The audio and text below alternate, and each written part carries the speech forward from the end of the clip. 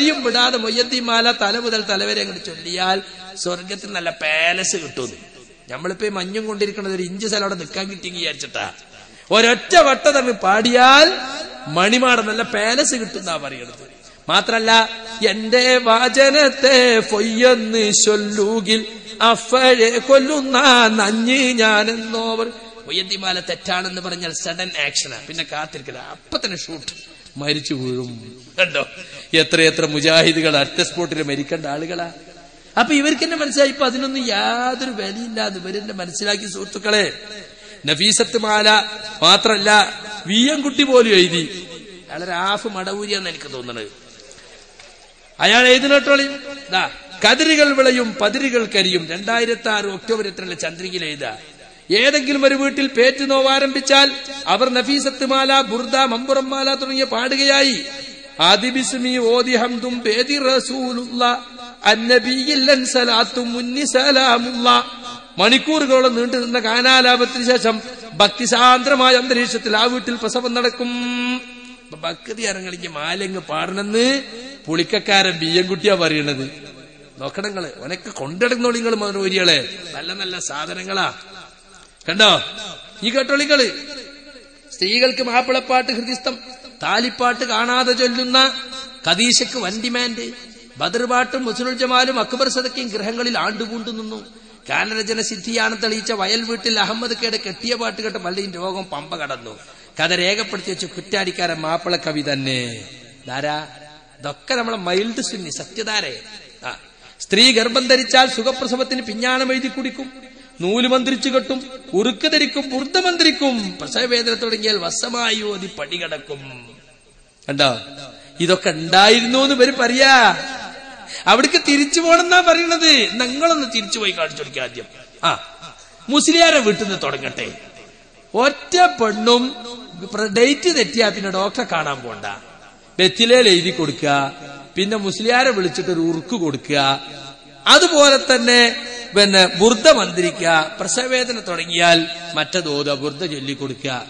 ഏറ്റം മികന്തുള്ള ഫേറ്റ് വരുത്തത്തിൽ ഇന്ത സഹാബികൾ ഫേരിനെ ഓതൂകിൽ കുറി മുടിയും മൂനം ഫള്ള തന്നീന്ന് കുട്ടി ഫിറക്കലി ലില്ലാശക്കെന്നോവർ. കഥോ ഏറ്റവും മികന്തുള്ള ഫേറ്റ് വരുത്തത്തിൽ, ലോക്കൽ വേദനക്കൊന്നും പറ്റില്ല, നല്ല ഗൗരവമുള്ള വേദനയാവുമ്പോ ഇന്ത സഹാബികൾ ഫേരിനെ ഓതുകിൽ, തമിഴിനും കൂട്ടി എഴുതിയതാ. ഈ സഹാബികളെ പേരിനെ ഓതിയാൽ കൂറി മുടിയും മുൻ എന്നാ പറഞ്ഞു തീരും മുമ്പ് കുട്ടി ഫിറക്കലില്ല ശക്കെന്നവർ. നോ ഡൗട്ട് പ്രസവിക്കുന്നുള്ള കാര്യം കട്ടായമാണ്, സംശയം വേണ്ട. എന്നാലോ ഖുറാഫികൾ ഇപ്പൊ ആശുപത്രി ഉണ്ടാക്കിയിട്ടുണ്ട് പലയിടത്തും.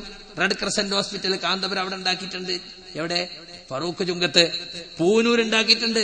അവിടെയുണ്ടോ ബുർദ ഓതി പ്രസവിപ്പിക്കൽ സെക്ഷൻ, ബദർമാല ചൊല്ലി പ്രസവിപ്പിക്കൽ സെക്ഷൻ? ഉണ്ടാക്കണ്ടെങ്കിൽ ഒരു റൂം 4 മൂല്യർ ഇങ്ങനെയൊക്കെ കൊണ്ടിരും കടത്തി ചെല്ലിക്കളാ ചെല്ലണ്ടേ. ആരാപ്പ പാരമ്പര്യം ഒഴിവാക്കിയത്? ഞങ്ങളാ. ഞങ്ങൾ പാരമ്പര്യം കൈവിട്ടതാണ്. ഇവിടെ ആകെ പ്രശ്നം എന്നാ പറഞ്ഞ്. ഇപ്പൊ ആരാ പാരമ്പര്യം ഒഴിവാക്കിയത്? നിങ്ങൾ പറയും, ഞങ്ങളാണോ പാരമ്പര്യം ഒഴിവാക്കിയത്? നേർച്ചക്കാരെ കാക്കടേന്ന് വിളിച്ച് നാളെപ്പോ കേൾക്കുന്നുണ്ടോ? ഇപ്പൊ ഏലസും മുറുക്കും ഒക്കെ പണ്ടൊക്കെ ഏത് തരത്തിലാ കെട്ടി നടന്നിരുന്നത്? ഏലസ് ഇല്ലെങ്കിൽ ആയുസില്ല എന്നാ പറഞ്ഞിരുന്നത്. ഇപ്പൊ കണ്ടൻസർ ഉള്ളിലാക്കുക, ആളുകൾ കാണുന്നത് മടിയാ. എന്താ കാരണം? ഇത് തനിച്ച ശിർക്കാണ് എന്ന് ഇസ്ലാഹി പ്രസ്ഥാനം പഠിപ്പിച്ചു കൊടുത്തു ആളുകൾക്ക്. എല്ലാ നാട്ടിലും ഒരു മുസ്ലിയാരുണ്ടാകും, എല്ലാത്തിനും അവർക്ക് ഏലസും ഉറുക്കുമാണ്. കുറച്ച് ഗൗരവമുണ്ടെങ്കിൽ ഹോമം, മുട്ടറുക്കല്. ഇതല്ലാത്ത ഒരു ഏർപ്പാട് ഇവിടെ ഉണ്ടായിരുന്നില്ല. അത് മാറ്റിക്കിട്ട് ഞങ്ങൾ പഠിപ്പിച്ചു കൊടുത്തു. എല്ലാ രോഗവും ജിന്നിന്റെ മേലെ കിട്ടുകാണ്ട് ആളുകൾ ആശുപത്രിയിൽ നിങ്ങൾ തടയണ്ട, ആളുകൾ ചികിത്സിക്കട്ടെ. അതോടൊപ്പം അള്ളാഹുവും റസൂലും പഠിപ്പിച്ച പ്രാർത്ഥനകൾ, നല്ല ദ്വാകള് ചൊല്ലുകയും ചൊല്ലിക്കൊടുക്കുകയൊക്കെ ചെയ്തോ. പക്ഷെ ചികിത്സ നിഷേധിക്കണ്ട. കണ്ടോ, നിങ്ങൾ എല്ലാം പിഞ്ഞാണത്തിലെഴുതി കലക്കി കുടിക്കാൻ കൊടുക്കണ്ട. അവരാ ഖുർആൻ ഒന്ന് പഠിക്കട്ടെ, ഖുർആൻ പഠിക്കട്ടെ, മനസ്സിലാക്കട്ടെ. ഈ അടുത്തൊരു സഖാഫി പ്രസംഗിച്ചു, എന്തൊരു സുന്ദരമായ കാലം, മാലയുടെ കാലം, മൗലീദിന്റെ കാലം. ആ സുന്ദരമായ കാലം നിങ്ങൾക്ക് കിനാവ് കാണാനേ പറ്റുള്ളൂ, അതൊന്നും ഇനി തിരിച്ചു വരൂല. നിങ്ങൾക്കറിയോ, കാതുകുത്ത് കല്യാണം തന്നെ ഏർപ്പാടുണ്ടായിരുന്നു ഇവിടെ. പെൺകുട്ടിയുടെ കാത് കുത്തുമ്പോ അതിനോടനുബന്ധിച്ച് വലിയൊരു സദ്യയും ബഹളങ്ങളും ഉണ്ടാക്കും. അതൊരാഘോഷാണ്. എന്നിട്ട് ആ കാത് കുത്തുമ്പോ വീഴുന്ന ചോരയിൽ ചവിട്ടിയ നേരെ സ്വർഗത്തേക്ക് പോകുന്ന വിശ്വസിച്ചിരുന്നത്. നമ്മുടെ ഈ മൊയ്തു മൗലവി സാഹിബ്, അദ്ദേഹത്തിന്റെ പിതാവ് അതിനെതിരെ ഒരു പാട്ട് തന്നെ ദുരാചാരമർദ്ദനം എന്ന് പറഞ്ഞിട്ട്. അതുപോലെ എത്രയോ പണ്ഡിതന്മാർ അതിൽ പ്രതികരിച്ചു. എന്നിട്ടാണ് ആ സാധനം കൊണ്ട് എടുത്തുപോയത്. ഞങ്ങൾ തിരിച്ചു കൊണ്ടുവരും, പാരമ്പര്യം തിരിച്ചു കൊണ്ടുവരും. തുടങ്ങി നിങ്ങൾ കാതുകുത്ത് കല്യാണം വീണ്ടും. കാരണം അതാണുള്ള പാരമ്പര്യം. 1921 മുമ്പുള്ള അവസ്ഥയിലേക്ക് തിരിച്ചു പോകണ്ടേ? ഇന്ന് ജ്വല്ലറി പോയി കാതുകുത്താണ് മോളെ എന്നിട്ട് ഇങ്ങനെ കുട്ടിലേക്ക് നല്ലൊരു ചെറിയ മിഠായി എടുത്തിട്ട് കഴിഞ്ഞു, കാതുമായി കമ്മലുമായി. ഇത്ര എളുപ്പത്തെ പണി ആരെങ്കിലും അറിയുന്നുണ്ടോ? ഇല്ല. ആ രീതിയിലേക്ക് ഇപ്പൊ മാറ്റം ഇവരെന്നെ ഉണ്ടാക്കിയില്ലേ. സുന്നത്ത് കല്യാണം എന്നാ പറഞ്ഞത്. അതിനെപ്പറ്റി നമ്മളെ മുസ്ലിയാക്കന്മാർ എഴുതിയിട്ടുണ്ട്. അതൊക്കെ വലിയ കാര്യമായിട്ട് തന്നെ എഴുതിയിട്ടുള്ളത്. ഇതൊക്കെ ഞങ്ങൾ പറയുമ്പോൾ ആളുകൾ മനസ്സിലാക്കണം ഇങ്ങനെയൊക്കെ ഉണ്ടായിരുന്നോ. ഇവർ തന്നെ എഴുതി വെച്ചിരിക്കാണ്. സുന്നത്ത് കല്യാണം എന്ന് പറഞ്ഞിട്ട് പണ്ട് നടന്നിരുന്ന ഏർപ്പാടുകള്. അന്ന് വലിയ മൗലൂദുണ്ടാകും സുന്നത്ത് കല്യാണത്തിന്.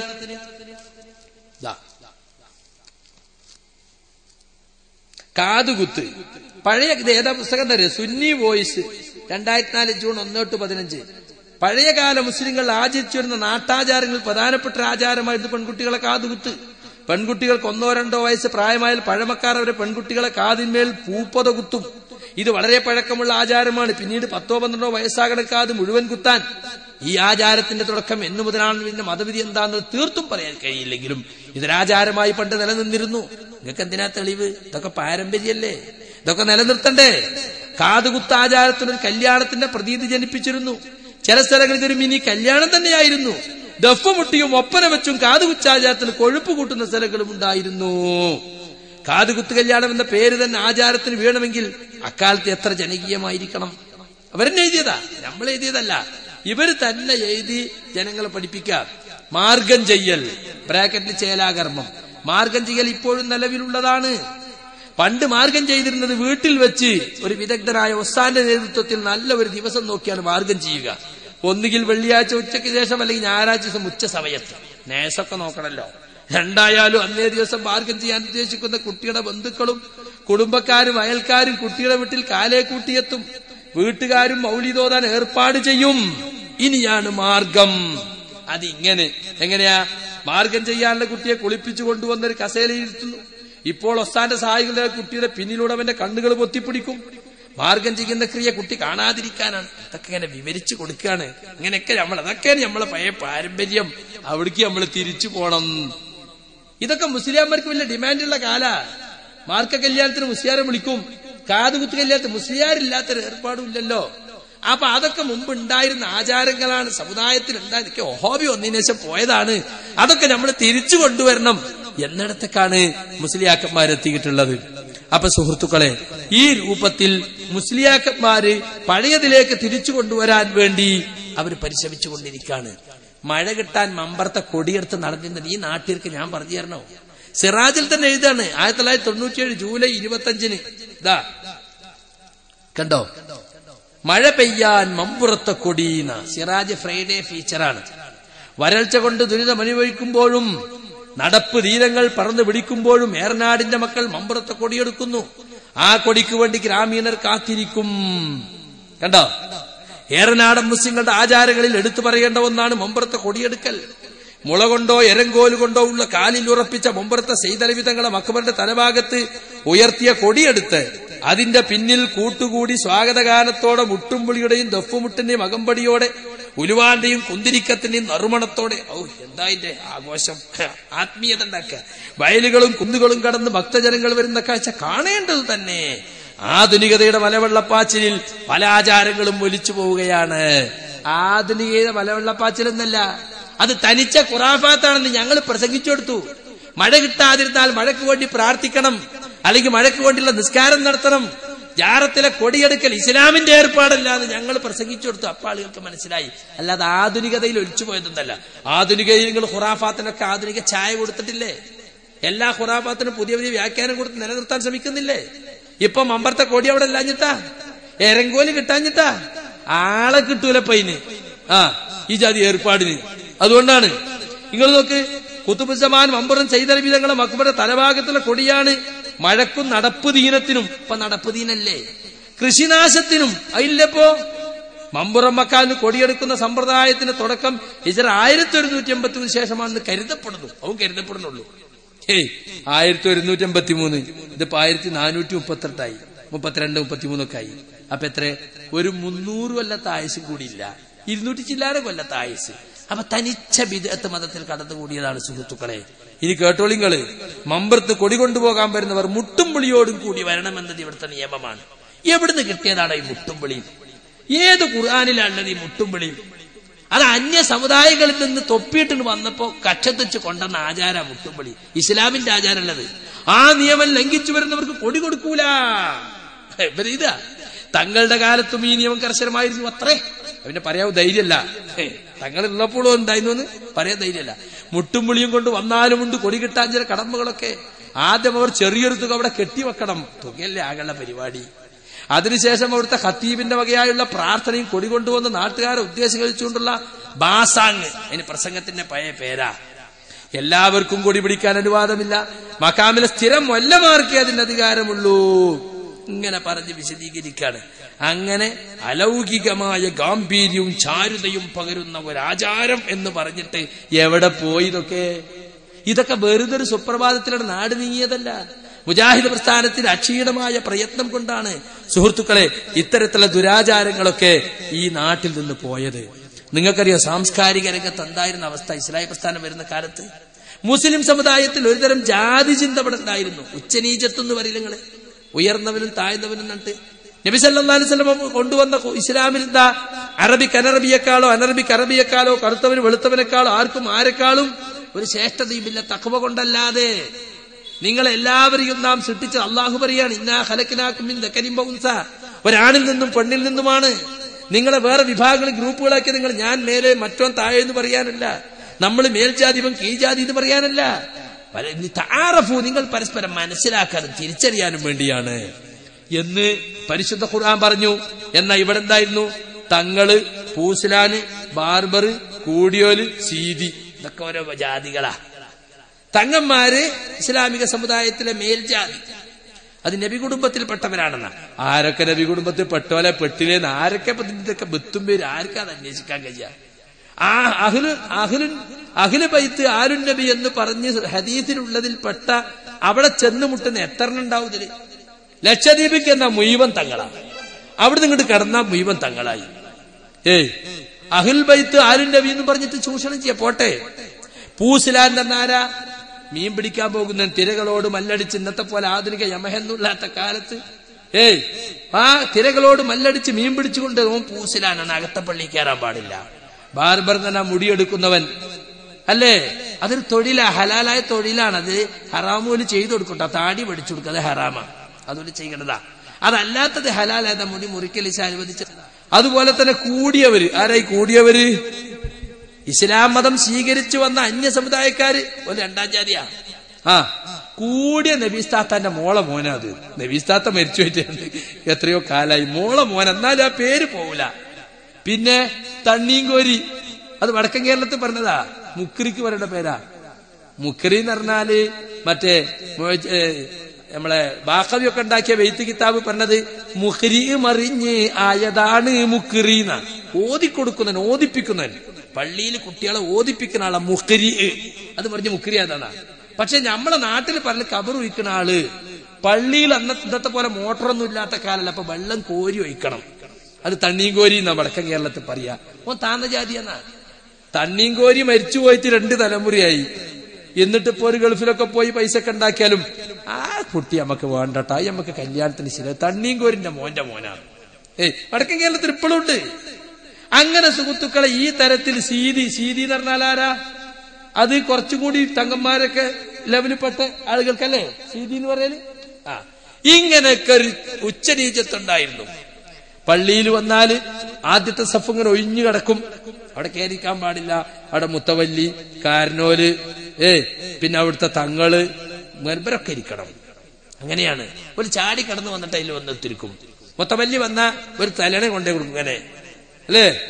പള്ളിന്റെ ചെരുവിലിരുന്നിട്ട് തങ്ങളും മോല്യരും ഒക്കെ പാടെ മുറുക്കി തുപ്പി ബീഡിയും വലിച്ച് മരിച്ച മയ്യത്ത് കൊണ്ടെന്ന ഒരു കെട്ട് ബീഡി കൊണ്ടേ കൊടുക്കണം. എന്നിട്ട് ഓലൊന്ന് വിസ്തരിച്ചൊന്ന് മുറുക്കി തൊപ്പി വലിച്ച് അല്ലേ? ഇപ്പൊ എവിടെങ്കിലും ഉണ്ടോ? കല്യാണത്തിന് വീഡിയോ എടുക്കണ്ടോ? അപ്പൊ നിങ്ങള് വീടി വലി തെറ്റാണെന്ന് ഞങ്ങൾ പ്രസംഗിച്ചിട്ടുണ്ട് ജനങ്ങളോട്. ഞങ്ങളെ കൂട്ടത്തിലും വലിക്കണമില്ലായിട്ടല്ല, പക്ഷെ തെറ്റാണെന്ന് പറഞ്ഞ് പഠിപ്പിച്ചു. കണ്ടോ? ഇപ്പൊ കല്യാണത്തിനെല്ലാം സിഗരറ്റ് കൊടുക്കണ്ട. എന്താ കൊടുക്കാത്തത്? കൊടുക്കണ്ടോ? മരിച്ച മയ്യത്ത് കൊണ്ടുപോകുമ്പോ വീടിയും വെറ്റിലക്കെട്ടും കൊണ്ടുപോകുന്നുണ്ടോ പള്ളികൾക്ക്? കോളാമ്പിന്റെ ഇപ്പൊ പള്ളിയിൽ എവിടെ പോയി നിങ്ങളെ പഴയ കോളാമ്പി? എവിടെ? പള്ളിന്റെ മിഹ്റാബിലല്ലേ കോളാമ്പി ഉണ്ടായിരുന്നത്? ഇസ്ലാഹി പ്രസ്ഥാനം വന്നിടത്തെല്ലാം തെറ്റായ കാര്യങ്ങളാണെന്ന് പഠിപ്പിച്ചു. ഇതൊന്നും അള്ളാന്റെ പള്ളി പാടില്ലാത്താണെന്ന് പഠിപ്പിച്ചു. പള്ളിന്റെ ചെരുവിലിരുന്ന് വീഡിയോത്തിനൊപ്പം സുന്നിപ്പള്ളി അനുവദിക്കോ? മുജാഹിദ് പള്ളിയിൽ പോട്ടെ, അനുവദിക്കൂല. ഇറങ്ങണ പുറത്തുകാരി ഏത് സാധാരണക്കാരനും പറയും. ഇപ്പൊ ഒന്നാം സ്റ്റെപ്പ് കയറുന്ന അങ്ങോട്ട് ഇരിക്കുന്ന ആരെങ്കിലും പറയോ? ഇവിടെ പള്ളിയിൽ ബുക്കിംഗ് ഇല്ല, മുത്തവല്ലി വന്നാലും കാരണോല് വന്നാലും ആദ്യം വന്നോ സഫിലണ്ട് ഇരിക്കും. അകത്തെ പള്ളി കയറാൻ പാടില്ലായിരുന്നു കൂസിലാനും ബാർബർക്കൊന്നും. അതിവിടെ എന്താ ഇപ്പോ ഉണ്ടോ? ബാർബറ വീട്ടിൽ കല്യാണത്തിന് പോകില്ലായിരുന്നു. അതൊക്കെ മാറിയില്ലേ? അപ്പൊ ഇസ്ലാഹി പ്രസ്ഥാനം ഉച്ചനീചത്വത്തെ ഇല്ലാതാക്കി.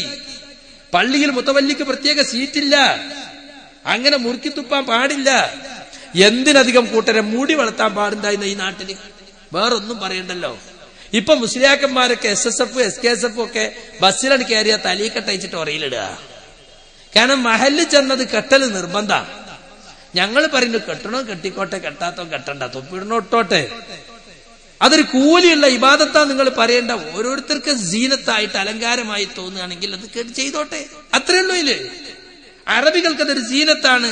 നിങ്ങൾക്ക് സീനത്തായി തോന്നി ഞങ്ങളിട്ടോ. അറബി ജാഗത്ത് പോയാൽ നമ്മൾ അറബികളെ കുപ്പായിടൂലേ, അത് അവിടെ ഒരു സീനത്താ. ഇവിടെ ആരെങ്കിലും അറബി കുപ്പായിട്ട് നടക്കോ? അവിടെ ഒടിഞ്ഞിലുണ്ട് ഒരു അറബി കുപ്പായിട്ടോ, അപ്പൊ ഒരു ശുഹ്റത്ത് കിട്ടി. അങ്ങനെ പറയില്ല ആളുകള്. അപ്പൊ ഇവിടെ ഒരു ശുഹ്റത്തിന്റെ വസ്ത്രമായിട്ട്, പ്രസിദ്ധിയുടെ വസ്ത്രമായിട്ട് അത് കാണുക. അതേരെ മറിച്ച് അറബിയെ പോയാൽ നമ്മളൊക്കെ എന്ത് ചെയ്യും? അറബി കുപ്പായിടും, അറബികൾ തൊപ്പിടും, ഖത്തറ കെട്ടും, അല്ലേ? അപ്പൊ ആ നിലക്കൊരു സീനത്തായിട്ട് അത് കൊണ്ടുവരുന്നോളി എന്ന് പറഞ്ഞതാ. മുസ്ലിയാക്കന്മാരൊക്കെ അത് മുടി വളർത്താൻ തുടങ്ങിയത് ഇപ്പോഴാ.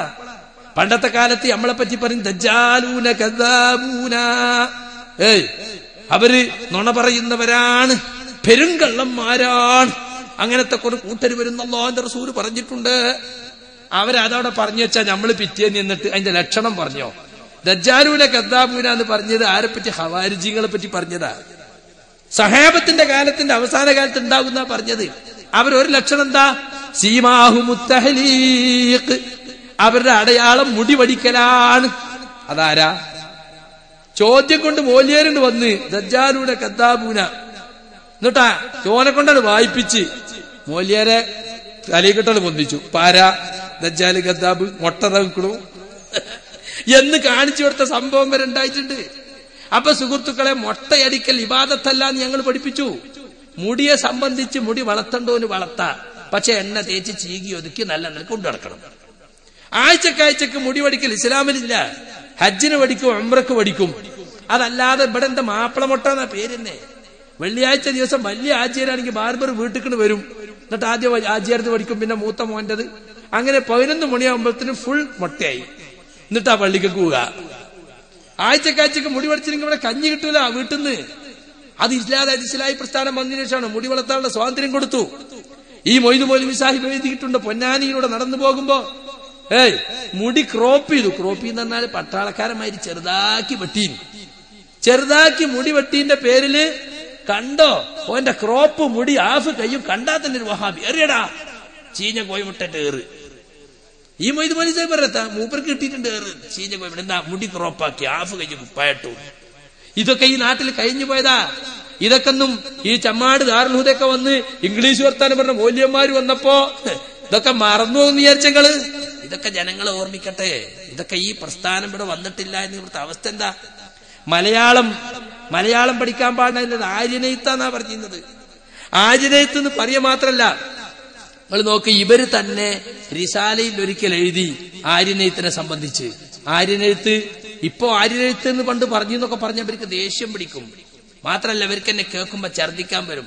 എന്നാ സുഹൃത്തുക്കളെ, ആര്യനെഴുത്തിനെ ഇവർ തന്നെയും എതിർത്ത് എഴുതിയത് നമുക്ക് കാണാൻ സാധിക്കും. ഞാനത് ആ ഭാഗം ഒന്ന് നിങ്ങൾക്ക് കേൾപ്പിച്ചു തരാം. ഇംഗ്ലീഷ് ഭാഷയെ എതിർത്തത് ഇവരെതിർത്തിട്ടില്ലേ? ഇംഗ്ലീഷ് ഭാഷ നരകത്തിലെ ഭാഷയാണെന്ന് പറഞ്ഞ് മാറ്റി നിർത്തി ജനങ്ങൾക്കിടയിൽ അത് പറഞ്ഞ് പ്രചരിപ്പിച്ചു. ഇംഗ്ലീഷുകാരോടുള്ള വിരോധം കൊണ്ടായിരുന്നു എന്നാണ് ഇപ്പൊ പറയുന്നത്. വാസ്തവത്തിൽ ഇംഗ്ലീഷിനോട് ഇവർക്ക് വിരോധം ഉണ്ടായിരുന്നില്ല. ഇംഗ്ലീഷുകാരോട് ഇവർക്ക് ഒരു വിരോധം ഉണ്ടായിരുന്നില്ല. ബ്രിട്ടീഷുകാരോട് എല്ലാ നിലക്കും അടുത്തു നിൽക്കുന്നവരായിരുന്നു ഇവർ. ഞാൻ ആ ഭാഗം സുന്നി റിസാലയിൽ വന്ന ഭാഗം ആര്യനേയത്തിനെ സംബന്ധിച്ച് കുറേണ്ടത് ചപ്പ് ചവറ് ഇതൊക്കെ ഇല്ല എന്ന് പറഞ്ഞ് കാണിച്ചു കൊടുക്കാൻ വേണ്ടി ഫോട്ടോ കോപ്പി കൊണ്ടു നടക്കുക. ഞങ്ങളങ്ങനെ എഴുതിയിട്ടില്ല, ഞങ്ങളങ്ങനെ പറഞ്ഞിട്ടില്ല എന്ന് പറയല്ലോ. അതുകൊണ്ട് അപ്പൊ ആര്യനെഴുത്തിനെ വിമർശിച്ചു. ഇൻഷാ അല്ലാഹ് ഞാനത് കാണുമ്പോൾ നിങ്ങൾക്ക് അത് വായിച്ചു തരും. ഇംഗ്ലീഷ് ഭാഷയെ വിമർശിച്ചു.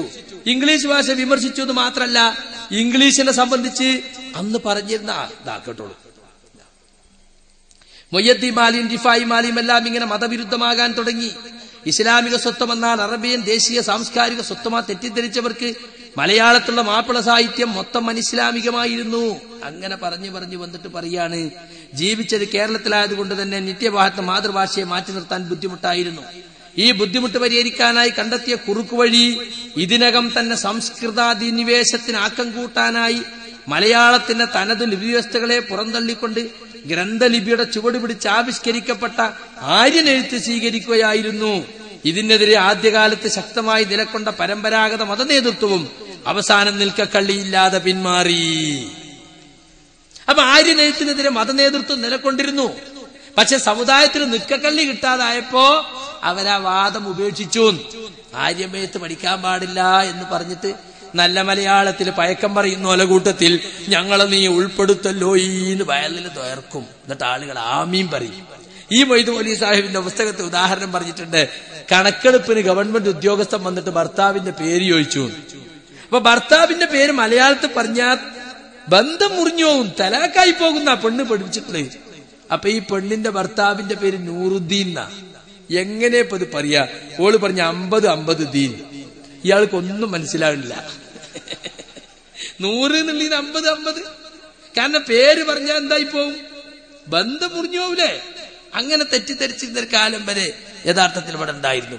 ഇന്ന് ആ പറഞ്ഞ കൂട്ടർക്ക് പന്നിപ്പേറ് പോലെ പെരുകിക്കൊണ്ടിരിക്കുന്ന പ്രസിദ്ധീകരണങ്ങൾ എത്രണാം ഭൂമി മലയാളത്തിൽ ഒരു 10-16 എണ്ണം കേരളത്തിൽ ഇവരിറക്കിക്കൊണ്ടിരിക്കുന്നുണ്ട്. ആഴ്ചക്കും മാസത്തിനും ചപ്പ് ചവറുകൾ എന്തെല്ലാം ഇറക്കിക്കൊണ്ടിരിക്കുന്നു.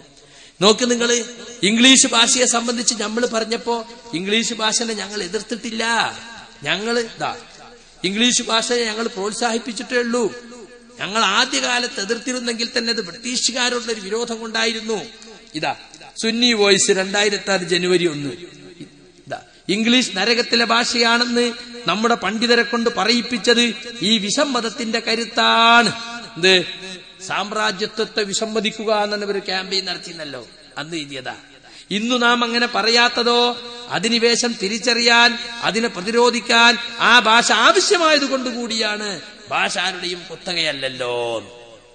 അപ്പൊ ഇംഗ്ലീഷ് നരകത്തിലെ ഭാഷയാണെന്ന് പണ്ഡിതന്മാര് പറഞ്ഞിരുന്നു. ഇപ്പൊ ഇവിടെ കിട്ടിയില്ലേ? ഞങ്ങൾ ഉണ്ടാക്കിയ ദുരാരോപണമല്ല, നിങ്ങൾ പറഞ്ഞത് തന്നെയാണെന്ന്.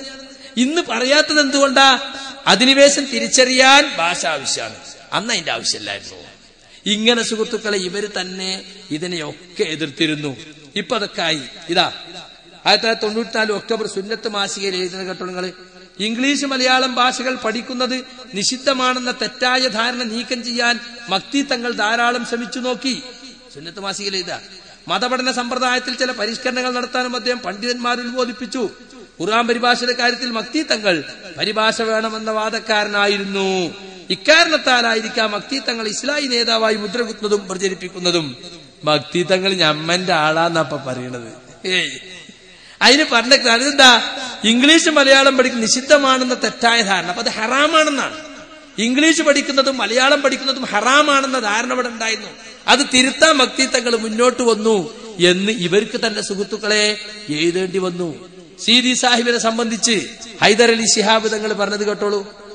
കോഴിക്കോട് ഒരു കാലത്ത് ഇംഗ്ലീഷ് ഭാഷയോട് പുറംതിരിഞ്ഞുന്ന സമുദായത്തെ ബോധവൽക്കരിക്കുക വഴി മുസ്ലിങ്ങൾക്കിടയിൽ നിരവധി വിദ്യാസമ്പന്നത സൃഷ്ടിക്കാൻ മുൻകൈയെടുത്ത വ്യക്തിയായിരുന്നു സീതി സാഹിബ് എന്ന് മുസ്ലിം ലീഗ് മലപ്പുറം ജില്ലാ പ്രസിഡന്റ് പാണക്കാട് ഹൈദർ അലി ശിഹാബ് തങ്ങൾ പറഞ്ഞു.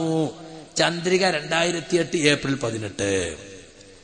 അപ്പൊ സുഹൃത്തുക്കളെ ഇങ്ങനെ പലതും ആദ്യകാലത്ത് എതിർത്തിട്ടുണ്ട്.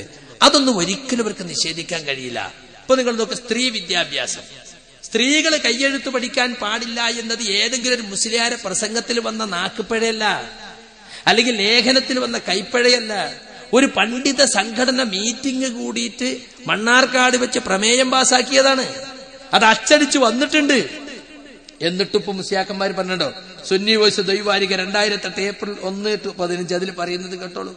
സമസ്ത സ്ത്രീ വിദ്യാഭ്യാസം ഹറാമാക്കിയെന്നാണ് ഇത്തരക്കാരുടെ ആക്ഷേപം. ഇത് വെറും ഒരു ആരോപണം മാത്രമാണ്. സമസ്തയോ അതിന്റെ പണ്ഡിതന്മാരോ സ്ത്രീ വിദ്യാഭ്യാസം ഹറാമാക്കിയിട്ടില്ല. ഇനി കേട്ടോളൂ, എഴുത്തു പഠിക്കൽ കറാഹത്താണെന്നേ സമസ്ത പറഞ്ഞിട്ടുള്ളൂ. അത് ഉപേക്ഷിക്കുന്നതിൽ ഗുണമുണ്ടെന്നാണ് ഉദ്ദേശം. അത് സ്ത്രീയുടെ സുരക്ഷയ്ക്ക് നല്ലതുമാണ്. സ്ത്രീയോടും പുരുഷനോടും പല വിഷയങ്ങളും വ്യത്യസ്ത സമീപനമാണ് ഇസ്ലാം കൈക്കൊണ്ടത്. അത് തന്നെ ഇവിടെയും സ്വീകരിച്ചിട്ടുള്ളൂ.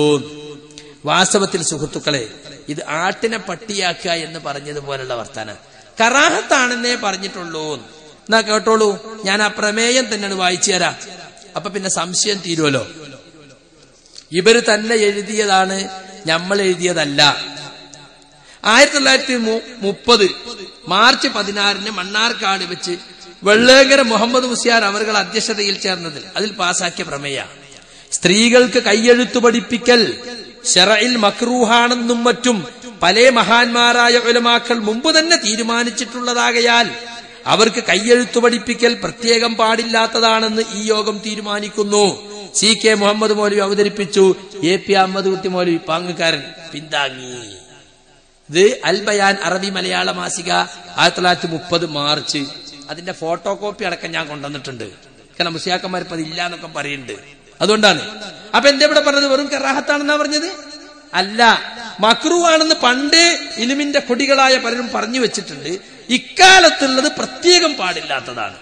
ഈ പ്രത്യേകം പാടില്ലാത്ത എന്നുള്ളത് ഹറാമിന് ഉപയോഗിക്കുന്ന വാക്ക് തന്നെയാണ്. അത് ഈ പ്രമേയം പാസാക്കുന്നതിന് മുമ്പ് തന്നെ P. മമ്മദി എന്ന ഒരാളുടെ ചോദ്യത്തിന് സമസ്തയുടെ മുഫ്തി എഴുതിയ മറുപടി കേട്ടോളി. ഇപ്പൊ വിഷയം കുറച്ചുകൂടി ക്ലിയർ ആവും. ഇക്കാലത്തുള്ള സ്ത്രീ അക്ഷരവിദ്യ, അങ്ങനെയുള്ള അറബി മലയാളത്തിൽ എഴുതുക, അക്ഷരവിദ്യ അധികവും ദീനിയായ വിഷയത്തിലോ ശറ അനുസരിച്ച തോതിലോ കാര്യമായ ആവശ്യത്തിനോ അല്ലാത്തതോടുകൂടി അതിനാൽ കണക്കില്ലാത്ത പാപങ്ങൾ വന്നു വശാകുന്നതും അത് പല പാപങ്ങൾക്കുള്ള ഉപകരണമാവുന്നതും ദൃഷ്ടിയാൽ അറിയപ്പെടുന്നതായും അനുഭവപ്പെട്ടതായും വരുന്നത് കൊണ്ട് സ്ത്രീ അക്ഷരവിദ്യ ശറ അനുസരിച്ച വിധത്തിലും ദീനിയായ വിഷയത്തിലുമായാൽ അത് അസ്ലിൽ മക്രൂഹ് മാത്രമാണെങ്കിലും ഇക്കാലത്തുള്ള സ്ത്രീകൾക്ക് അക്ഷരവിദ്യ തീർച്ചയായും ഹറാമാവാൻ മാത്രമേ വഴി കാണുന്നുള്ളൂ. വേറൊരു വഴി കാണാഞ്ഞിട്ടാണ്. ഹറാമാവാൻ മാത്രമേ വഴി കാണുന്നുള്ളൂ. ഇപ്പൊ ഇവിടെ ഇയാള് പറഞ്ഞതെന്താ? സമസ്ത അങ്ങനെ പറഞ്ഞിട്ടില്ല, മക്രൂഹാണെന്നേ പറഞ്ഞിട്ടുള്ളൂ. ഉപേക്ഷിച്ചാ നല്ലതെന്ന് അതിന്റെ ഉദ്ദേശം. ഹറാമെന്ന് ഞങ്ങൾ പറഞ്ഞിട്ടില്ല. ഇപ്പോൾ ഈ അൽ ബയാനിലെ ഉദ്ധരണി പുസ്തകം 1 ലക്കം 3 നിങ്ങൾക്കെതിൽ പല്ലിളിച്ചു നിൽക്കും ഏത് കാലത്തും. അത് തെറ്റ് സമ്മതിച്ചാൽ നിങ്ങള്, ഞങ്ങൾ ഉലമാക്കൾക്ക് അന്ന് പറ്റിയ തെറ്റാണ്. ചില ദുർബല ഹദീസുകളൊക്കെ ഉണ്ട്, പെണ്ണുങ്ങൾ കയ്യെഴുത്ത് പഠിപ്പിക്കുന്നത് എന്നൊക്കെ. ആ ദുർബല ഹദീസ് സഹീഹാണെന്ന് വിചാരിച്ചിട്ട് ഞങ്ങൾ ആളുകൾ പറഞ്ഞതാണ്. നോക്കികൾ കർമ്മശാസ്ത്ര സരണിയിൽ ഇവരുടെ പുറത്തിറക്കിയതാ. സ്ത്രീകൾക്ക് കൂടുതൽ എഴുത്ത് വിദ്യാഭ്യാസം പഠിപ്പിക്കരുതെന്നും നൂൽപ്പും സൂറത്തുന്നൂറും പഠിപ്പിക്കണമെന്നും ഹദീസിൽ വന്നിരിക്കുന്നു. കണ്ടോ? അപ്പൊ ചില ദുർബല ഹദീസുകളുണ്ട്, അത് വിശ്വസിച്ചിട്ട് ഞങ്ങളെ മുൻഗാമികൾ പറഞ്ഞതാണ്. അത് ലൈഫാണെന്ന് അവർക്ക് തിരിയാത്തതോടെ എന്ന് പറഞ്ഞാൽ നിങ്ങള് അത് പറയുന്നതിന് പകരം നിങ്ങൾ ഞങ്ങളങ്ങനെ പറഞ്ഞിട്ടില്ല എന്ന് പറഞ്ഞാലോ അത് നിങ്ങൾ വൈരുദ്ധ്യായിപ്പോ. അപ്പൊ നിങ്ങൾ പറഞ്ഞിട്ടുണ്ട് എന്ന് മാത്രമല്ല, സമസ്ത ഇതിനെ ന്യായീകരിക്കുക ചെയ്തിട്ടുള്ളത്. ഇപ്പൊ നേരത്തെ പറഞ്ഞില്ലേ, ആണിനും പെണ്ണിനും ഒരേ നിയമല്ല. ആ കാര്യം തന്നെ ഇവര് വ്യക്തമായിട്ട് എഴുതിയിട്ടുണ്ട്. സമസ്തയുടെ 60ാം വാർഷിക സ്മരണിക, വിമർശനങ്ങൾക്ക് മറുപടി, സ്ത്രീകളും എഴുത്തും വ്യക്തമായിട്ട് പറയാണ്. എന്നാൽ സ്ത്രീ എഴുത്തു പഠിക്കുന്നതിൽ ഭൗതികപരമായ വല്ല ഗുണവുമുണ്ടോ ഇല്ലേ എന്ന് ഇവിടെ പറയേണ്ടതില്ല.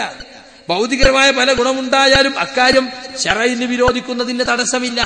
ഇങ്ങനെ കേൾക്കണ്ടത്, കള്ളിൽ ധാരാളം ഗുണങ്ങളുണ്ടെന്ന് പറഞ്ഞ ഇസ്ലാം അടുത്ത നിമിഷത്തിൽ അത് ഹറാമാണെന്ന് പ്രഖ്യാപിച്ചല്ലോ. പള്ളിൽ വലിയ ഗുണമല്ലേ, ഫീഹിമാ ഇസ്മുൻ കബീറും വമനാഫിഉ ലിന്നാസ് എന്ന് പറഞ്ഞിട്ടുണ്ട്. എന്നിട്ട് ആ കല്ല് ഹറാമെന്ന് പറഞ്ഞില്ലേ? അപ്പൊ പെണ്ണുങ്ങൾ വഴിച്ചു പഠിക്കുന്ന പല ഗുണമുണ്ട് എന്ന് പറയേണ്ട ആവശ്യമല്ല. ഗുണമുള്ളതിനും ഇസ്ലാമിന് വിരോധിക്കുന്നതിന് യാതൊരു കുഴപ്പമില്ല. ഇനി എന്താ കാരണം കേട്ടോളി. മറക്കുള്ളിലിരിക്കുന്ന പെണ്ണിനും ജയിലിൽ താമസിക്കുന്ന പുരുഷനും തമ്മിൽ ബന്ധപ്പെടുന്ന രഹസ്യമായ വിനിമയാകാൻ എഴുത്തിന് സാധ്യതയുണ്ട്. പെണ്ണുങ്ങൾ പ്രേമലേഖനം എഴുതി കളയും. ജയിലിൽ കിടക്കുന്ന ആൾക്ക് വരെ കഥ എഴുതുമ്പോൾ എഴുത്തു പഠിപ്പിച്ചാൽ. 1970കളിൽ സുലൈഖ എന്ന് പറയുന്ന ഒരു പെണ്ണിനെ, കോഴിക്കോട്ടെ തറവാട്ടുകാരി ഒരു പെണ്ണിനെ, രവി എന്ന് പറയുന്ന കാമഭ്രാന്തൻ പ്രേമാഭ്യാസനം നിരസിച്ചതിന്റെ പേരിൽ കുത്തിക്കൊന്നു. അന്നൊക്കെ കൊലപാതകം വലിയ വാർത്ത. ഇന്നിപ്പോ അതെന്ത് വാർത്തയല്ല. ഇന്നിപ്പോ എത്ര കൊലപാതകം ഒരു പേജിൽ തന്നെ. അടുത്ത വായിക്ക്, അത് പോട്ടെ, അത് ആ നിത്യമുള്ളതല്ലേ. അന്നങ്ങനെയല്ല. അന്നൊരു കൊലപാതകം നടന്നു എന്ന് പറഞ്ഞാൽ അത് ഭയങ്കരാണ്. മാപ്പിള പാട്ടുകാരൻ പാട്ട് കെട്ടും. എന്നിട്ട് നമ്മള് ചന്തയ്ക്ക് സാധനം വാങ്ങാൻ പോയതേക്കാരം ഒന്നിങ്ങനെ പാടും. നമ്മളും കരി ഓനും കരി വാങ്ങിക്കൊണ്ടൊരു മലിമയും കുട്ടികളൊക്കെ ഇരുന്ന് അങ്ങനത്തെ കാലാത് 70കൾ എന്ന് പറഞ്ഞാൽ നമ്മളൊക്കെ ചെറുപ്പത്തില്. അന്ന് ഇവർ അൽമുഅല്ലിമിനെഴുതി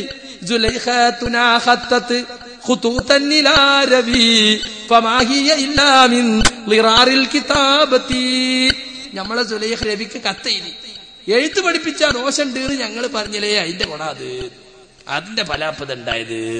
70കളിൽ പോലും ന്യായീകരിക്കാൻ ചെയ്തത്. 90കളില് സാക്ഷരതാ പ്രവർത്തനം വന്നപ്പോൾ അവർ പറഞ്ഞെന്താ, നമ്മുടെ പണ്ഡിതന്മാരന്ന് പെണ്ണുങ്ങൾ എഴുത്തു പഠിക്കരുതെന്ന് പറഞ്ഞത് അവരെ തഖ്വയുടെ ഊക്കുകൊണ്ടായിരുന്നു. അപ്പൊ പിന്നീട് പണ്ഡിതന്മാരെ തഖ്വ ഇങ്ങനെ വീക്കായി വന്നു. അപ്പൊ പിന്നെ അതിങ്ങനെ ഹലാലായി. തഖ്വന്റെ ഊക്ക് കൂടുമ്പോ ചിലർക്ക് ഹറാമാവും, തഖ്വ വീക്കാകുമ്പോ ഹലാലാവും. ഇങ്ങനെ ഇസ്ലാമിൽ ഹലാലും ഹറാമും ഉണ്ടാകല് നോക്കി നിങ്ങൾ. അപ്പൊ സുഹൃത്തുക്കളെ, ഇതൊന്നും ഞങ്ങൾ പറയുന്നതല്ല. ഇതൊക്കെ എന്താ അറിയോ, പാരമ്പര്യത്തിലേക്ക് തിരിച്ചു വിളിക്കണം, 21 മുമ്പിലേക്ക് തിരിച്ചു പോകണം എന്നൊക്കെ പറയുമ്പോ എന്തായാലും 21 മുമ്പുള്ളത് ഞങ്ങൾ പറയണല്ലോ. പൂക്കോട്ടൂര് അബ്ദുസ്സമദ് ന്യായീകരിച്ചിട്ടുണ്ട്. ഞങ്ങളെ സമസ്ത അങ്ങനെ പറഞ്ഞിട്ടില്ല. ചില പണ്ഡിതന്മാർക്ക് അങ്ങനെ കറാഹത്ത അഭിപ്രായം ഉണ്ടായെന്നേ പറഞ്ഞിട്ടുള്ളൂ. അല്ല, ശരിക്കു തന്നെ പറഞ്ഞിട്ടുണ്ട്. ഇന്നത്തെ അവസ്ഥ എന്താ? വനിതാ കോളേജ് നടത്തുന്നു, വനിതാ മാസിക നടത്തുന്നു, പൂങ്കാവനം എന്ന പേരിൽ ഏപ്പിക്കാര്, കുടുംബം എന്ന പേരിൽ ഈക്കക്കാര്, എല്ലാവർക്കും പെണ്ണുങ്ങളുടെ ലേഖനം ക്ഷണിച്ചുകൊണ്ട് ഇവർ തന്നെ കൊടുത്ത ലേഖനം കാണാം. പെണ്ണുങ്ങൾ എഴുതാൻ സെയ്ദ് മുഹമ്മദ് നിസാമി പെണ്ണുങ്ങൾക്ക് മാത്രമായിട്ട് കോഴിക്കോട് ക്ലാസ് നടത്തുന്നു. ഇപ്പൊ എല്ലാ സ്ഥലത്തും മുസ്ലിയാക്കന്മാര് പെണ്ണുങ്ങൾക്ക് ഖുർആൻ ക്ലാസ്സാ. എന്താ, പണ്ട് ഞങ്ങൾ ഖുർആൻ ക്ലാസ് എടുത്തപ്പോ ഖുർആൻ ക്ലാസ്സിലാക്കുന്നു എന്ന് പറഞ്ഞ് പരിഹസിച്ചിരുന്ന ആളുകളിപ്പോ പെണ്ണുങ്ങൾക്ക് പ്രത്യേകമായി ഖുർആൻ ക്ലാസ് എന്ന് മാത്രമല്ല, പെണ്ണുങ്ങളുടെ ലേഖനം ക്ഷണിച്ചുകൊണ്ട് വന്നിരിക്കുകയാണ്. ഇതാ നിങ്ങൾ നല്ല അക്ഷരത്തിൽ എഴുതണം, അങ്ങനെ വേണം ഇങ്ങനെ വേണം എന്ന് മാത്രമല്ല, പെണ്ണുങ്ങൾ ജുമാക്ക് പോകുന്നത്, ജമാഅത്തിൽ പള്ളിയിൽ വരുന്നത് അത് ഹറാമാണെന്ന് തീർത്തു പറഞ്ഞിരുന്നു. പണ്ടത്തെ കാലത്തൊക്കെ എന്താ പറഞ്ഞത്? ഹറാമാന്ന് മാത്രല്ല, നബിയുടെ കാലത്തും സഹാബത്തിന്റെ കാലത്തും പെണ്ണുങ്ങൾ പോയതിന് ഹദീസ് കാണിച്ചെടുത്ത അതൊക്കെ ഹിജാബിന്റെ ആയത്തിന് മുമ്പല്ലേ. എന്നാ ഏതാ ഉസ്താദ ഹിജാബിന്റെ ആയത്തെന്ന് പറയുന്നറിഞ്ഞാലോ? അത് പല ആയത്തുണ്ട്. എന്നിട്ട് ഒന്നോതും വഖർനഫീബുയൂത്തികുന്ന, വീട്ടിൽ അടങ്ങി ഒതുങ്ങിയിരിക്കണം. ഞങ്ങൾക്കേറ്റ തർക്കണ്ടായില്ലേ? ഞങ്ങളും അതിനെ പറയണത്. അതിന്റെ തഫ്സീറുകൾ കണ്ടിടാം. ഇൽസംന ബുയൂതകുന്ന, പെണ്ണുങ്ങളെ നിങ്ങൾ വീട്ടിൽ തന്നെ ആയിരിക്കണം. ഫലാ യഖ്റുജ്ന, അവർ പുറത്തിറങ്ങരുത്. ഇല്ലാ ലിൽ ഹാജതി, ആവശ്യത്തിനല്ലാതെ. വമിനൽ ഹവായിജി ശർഇയ്യതി, ശർഇയായ ആവശ്യങ്ങളിൽപ്പെട്ടതാണ് അസ്സലാത്തു ഫിൽ മസ്ജിദി ബിശർതിഹി, ഷർത്തുകൾ പാലിച്ചുകൊണ്ട് പള്ളിയിൽ നിസ്കരിക്കൽ ശർഇയായ ആവശ്യത്തിൽപ്പെട്ടതാണ്. ഇബ്നു കസീർ, ശാഫിഈ മദ്ഹബിന്റെ ഇബ്നു കസീർ എഴുതിയതാ. അപ്പൊ വീട്ടിൽ അടങ്ങി ഒതുങ്ങി ഇരിക്കണം എന്ന നിയമം ശർഇ അനുവദിച്ച കാര്യങ്ങൾക്ക് പുറത്തിറങ്ങുന്നതിന് തടസ്സമല്ല. ഞാൻ ചോദിക്കട്ടെ, സുന്നിപ്പെണ്ണുങ്ങളൊക്കെ ഇങ്ങനെ ചാക്കി കെട്ടി അട്ടത്തിച്ചിക്ക ഒരൊറ്റൊന്നും പുറത്തിറങ്ങണില്ലേ? അങ്ങാടിയിൽ പോയാലും ബസ് കയറിയാലും മാർക്കറ്റിൽ പോയാലും കോടതിയിൽ പോയാലും സ്കൂളിൽ പോയാലും ഒക്കെ പെണ്ണുങ്ങളല്ലേ. ഇതിനൊക്കെ എന്താ തെളിവ്? പാതിരാവായതിന് പെണ്ണുങ്ങൾ ഇങ്ങനെ നിലാവെളിച്ചത്ത് വരുന്നുണ്ടല്ലോ, അതിനെന്താ തെളിവ്? ആശുപത്രിയിൽ പോകാനും അമ്മായിന്റെ കൂടെ പോകാനും എന്താ തെളിവ്? അവിടെ നിന്ന് വഖർനഫീബുയൂത്തികുന്നല്ലേ. ആകെ പള്ളിയിൽ പോണി മാത്രം ആയത്ത്. ശർഅ അനുവദിച്ച ആവശ്യങ്ങൾക്ക് പുറത്തിറങ്ങാം, അതിന് തെറ്റില്ല. പക്ഷെ ഹിജാബിന്റെ ആയത്ത്, ഏതായത്താ ഹിജാബിന്റെ ആയത്ത് ഇങ്ങോട്ട് ഓതിയും അതിന്റെ പിറ്റേന്ന് പോയത് നമ്മൾ കാണിച്ചു കൊടുക്കാ എന്ന് പറയാൻ തുടങ്ങി. അപ്പൊ കുടുങ്ങിയാലോ? ഹിജാബിന്റെ ആയത്ത് ഓതിയിട്ട് അത് ഇറങ്ങിയ ഡേറ്റ് പറഞ്ഞ പിറ്റേന്ന് മതി ഞങ്ങൾ കാണിച്ചു തരാം. സഹാബിയുടെ പോയത്. അപ്പൊ പറഞ്ഞു ഹിജാബിന്റെ ആയത്ത് പലതുണ്ട്, അവസാനത്തെ ഹിജാബിന്റെ ആയത്ത് ഇറങ്ങിയത്